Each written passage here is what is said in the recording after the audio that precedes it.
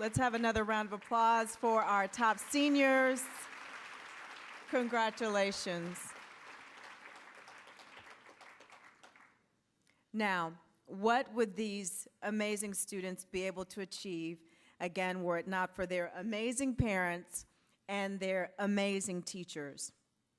It is a tradition here at the Charlotte Post Best Awards that the previous Educator of the Year passes the baton to this year's Educator of the Year.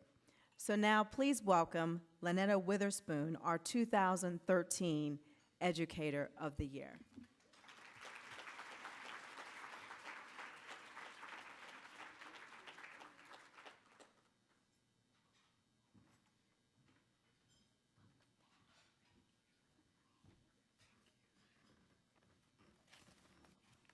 Good evening. It is an honor and a privilege to introduce to you this superstar, and you'll see why he's a superstar in a moment. Mr. Ford is a superstar because he is 2012-2013 Charlotte Mecklenburg Teacher of the Year, 2013-2014 Southwest Regional Teacher of the Year, 2014-2015 Burroughs Welcome Fund North Carolina Teacher of the Year, and your 2014 Charlotte Post Teacher of the Year.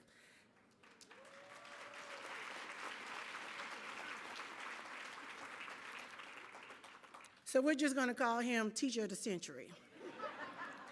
His theme song is, "He is the man, yes he is, yes he is." Mr. Ford is a 9th grade world history teacher at Garinger High School, but as the North Carolina Teacher of the Year, he is currently traveling North Carolina, serving as an ambassador and teaching the gospel of education to more than 95,000 teachers. Mr. Ford is the first CMS teacher to win the North Carolina Teacher of the Year in more than 40 years.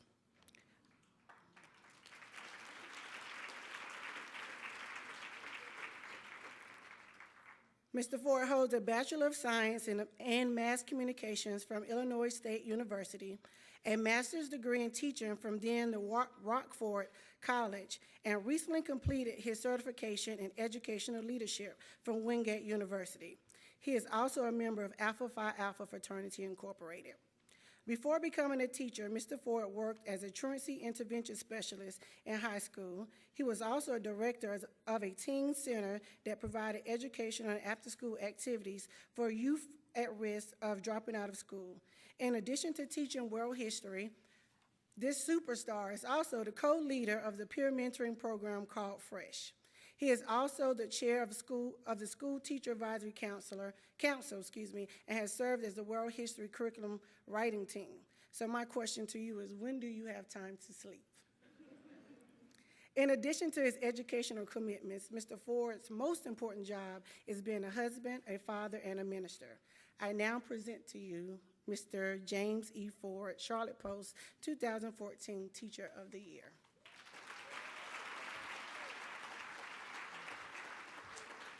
The nation seems to be losing its faith in the faintest of our communities, finding little to value in their voices.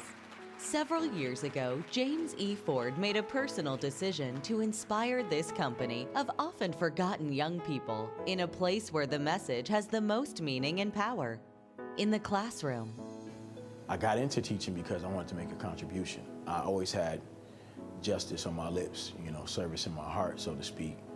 And I always wanted to do something that was making some sort of impact. And so being involved in the classroom, helping to facilitate learning, I'm just more aware of what I do, what I say, how it affects people, and my lasting contribution in this capacity.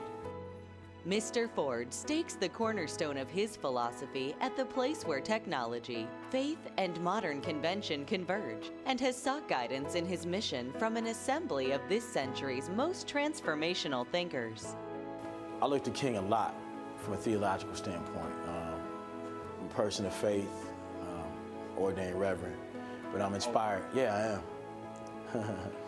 I'm inspired by his outlook on life. I understand now that his service, I don't think most understand, his service, his dedication was an outgrowth of who he thought God was.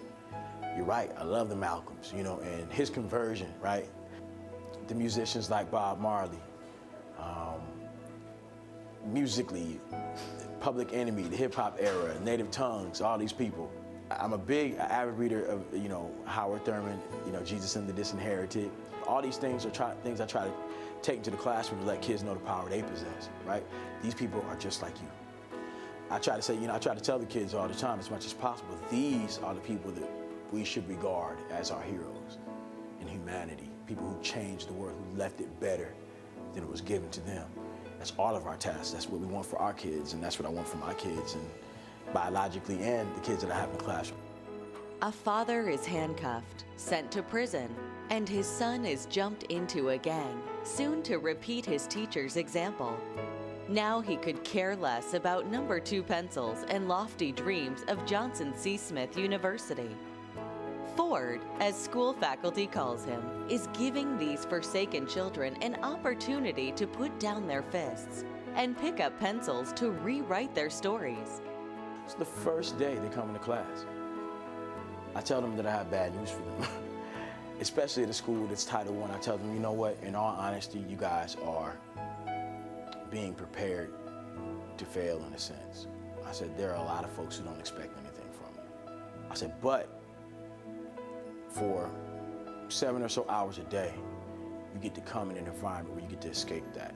And what you learn here could potentially free you from some of those systems. And if you're with me, if you will allow me to, I'd like to show you. It is important to understand how impressionable and vulnerable young people are to a single story of them. Thankfully, James Ford is finding success influencing outcomes by helping our children discover the untold stories where people with curled hair and accents just like theirs have a valuable place in this world. Ladies and gentlemen, our 2014 Educator of the Year, Mr. James E. Ford.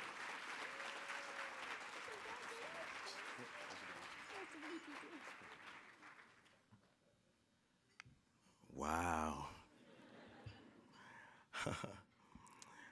This is a lot. Forgive my lack of voice. To the Charlotte Post Foundation, Mr. Johnson, all the board and distinguished guests. Those who know me know I'm not really used to taking myself too seriously, but this is pretty serious. I'm appreciative of your support, but I must be honest in saying I have a hard time taking any credit for this because, I don't think that a fish can take credit for knowing how to swim. I don't think that a bird can take credit for knowing how to fly. That's just what they were created to do. And for myself, I know beyond a shadow of a doubt that this is what I was created to do. And so teachers don't tend to, like taking credit, but to know that I have the support of the community does mean a lot to me. I have to thank God. I have to thank God for putting this burning desire to see things changed, for being maladjusted to injustice and trying to find ways to contribute. I have to thank God for that and for his grace. I'm grateful. My wife and I, we moved down here 4 years ago. And people say, well, how did you get down here? And I tell them, I said, we looked at a map when we said this place looks warmer than Illinois. And that's oversimplifying, but we at where I'm from in Rockford, I didn't grow up with a lot of role models that looked like me. And we wanted to come to a community that was diverse, with people of color who were, educated, who were doing things, who were moving forward. And we took a shot in the dark after reading the Black Enterprise article, and we moved down to Charlotte with no jobs. And immediately fell in love with this area, fell in love with the people. And you all have embraced me and my family. You have welcomed me in. You have adopted us.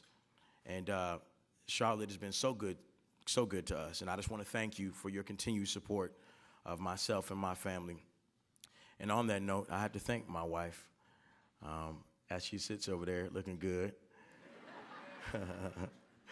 She's just as beautiful on the inside as she is out. And, I'm over here, and you may be sitting down, but you're up here with me because we're a team, babe. We're a team.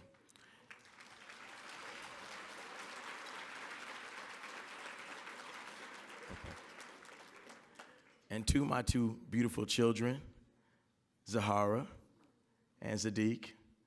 I want to tell you the greatest award I ever could receive is being called your father. And, you know, you guys never have to wonder whether I love you no matter what, okay? But you have this is the whole village, okay? The whole village is going to support you. And when you jump out of line, y'all got permission to give me a call, or my wife as well. I also want to thank those who are not here today. The mentors who helped me along the way. Jamal Crawford, who hired me off the street, not knowing me from anybody. My former principal, Condra Ratley, who really mentored me and challenged me to become a better educator.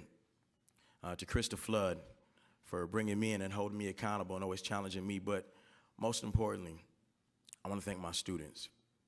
They may not be here, but I want to let them know that I love them. And I try to demonstrate that every day.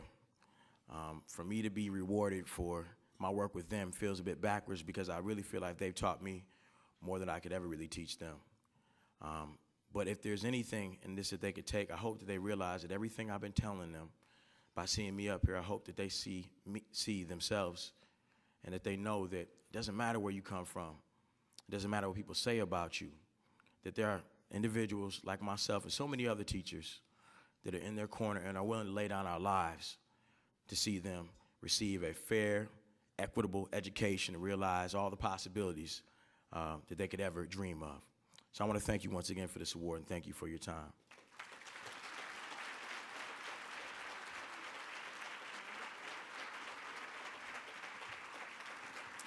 Mr. James E. Ford.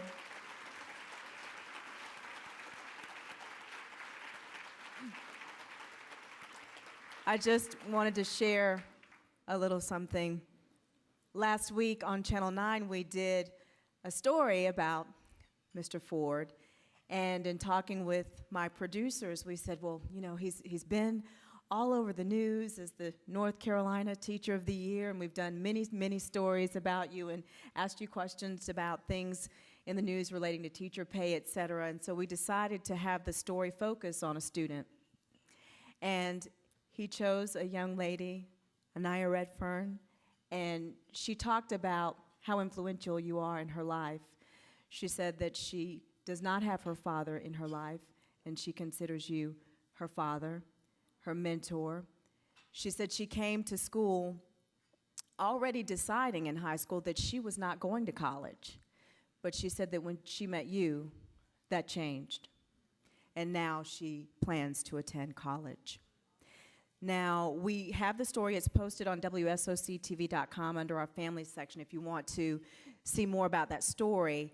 But in the editing, she kept going on about how great you are and other teachers should take lessons from you and you're the best teacher she's ever had. And, you know, she's going on. And my producer said, well, maybe we need to cut some of this because we don't want other teachers to be offended, you know, because she's saying, you know, that you are now the teacher upon whom all other teachers will be based and judged. So congratulations and thank you for your work.